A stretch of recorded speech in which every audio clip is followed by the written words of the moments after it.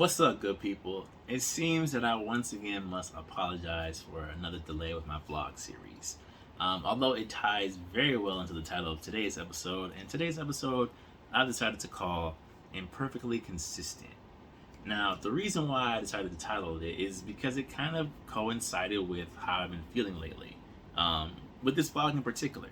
I started this vlog at a moment in my life where things were a little bit slower, right? So I felt like I had the time to sit down and knock out a weekly vlog, and it could have like a high editing quality and production value because I could throw in the intro and I could have background music and all this really cool stuff. And life being life decided to kind of get a lot more busy. Ironically, around the time that I started the vlog. Not that it's a bad thing per se, but that's just where things are at.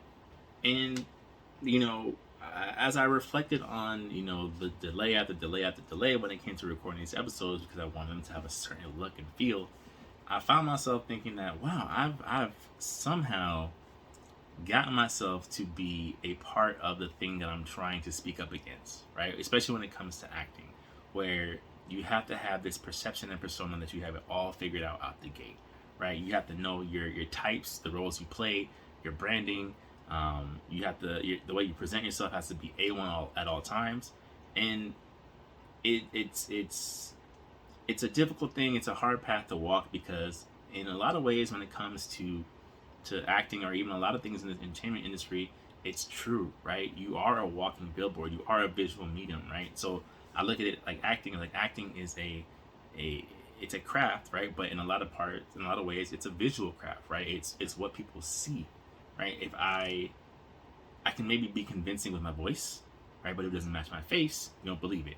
I can make it with my face, but if you don't hear it in my voice or my body, you don't believe it, right? So I think in a lot of ways, when it comes to people who are trying to get into this industry or move up in this industry, like myself, you find yourself in this like difficult space where you're like, how do I, split the difference between trying to be real with people who are watching like you guys and also keeping a certain level of perception for myself.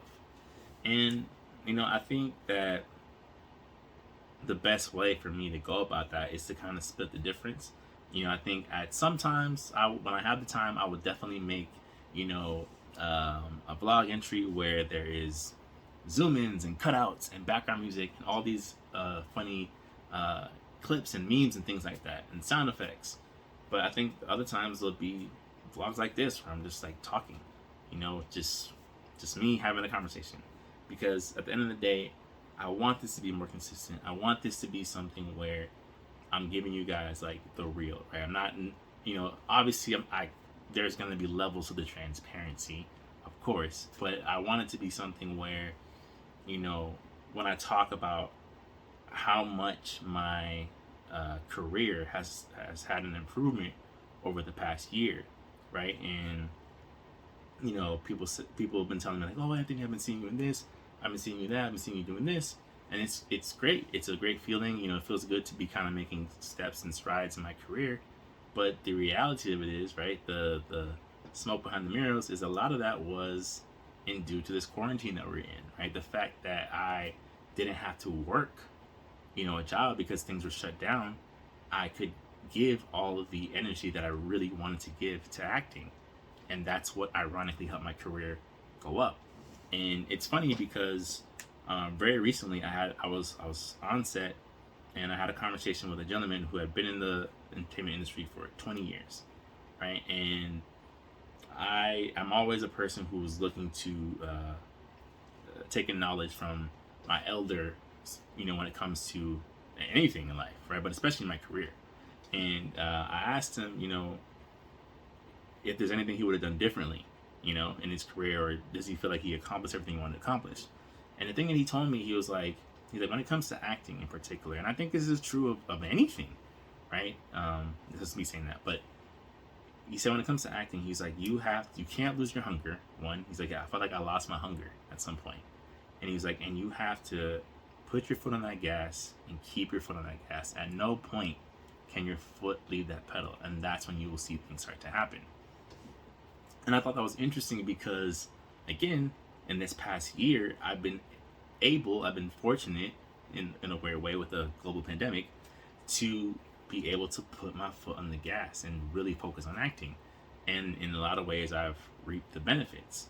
There's been some struggle, there's been some trade offs, some sacrifices, but it was equal parts encouraging and also a little bit frustrating to hear that, because you're just like, I already feel like I'm going so hard. I already feel like I'm putting so much effort and emotions and thought and time into this, and you're telling me, yeah, just do more of that, But I understood where he was coming from, and I feel like even when it comes to something like this, I think that's the approach I have to have, right? I think I have to have an approach where it can't just be another thing where like you guys get the perception of how things are, right? Because part of the a main functioning of this blog is to remove that perception. It's to talk about a night like this where I have this voiceover setup, for example, right? And anytime I've had to do a voiceover audition, I've like tweaked the settings. I have a preamp. I have like a pretty nice voiceover setup, and everything works the way it's supposed to. But tonight, the night when I really need to record something important, my software froze. My microphone is acting up. There's just all these things that are just like going wrong, right? And a part of me just wants to be like, let me just wing it and figure it out. But I know that there's a standard that has to be met for some of these things.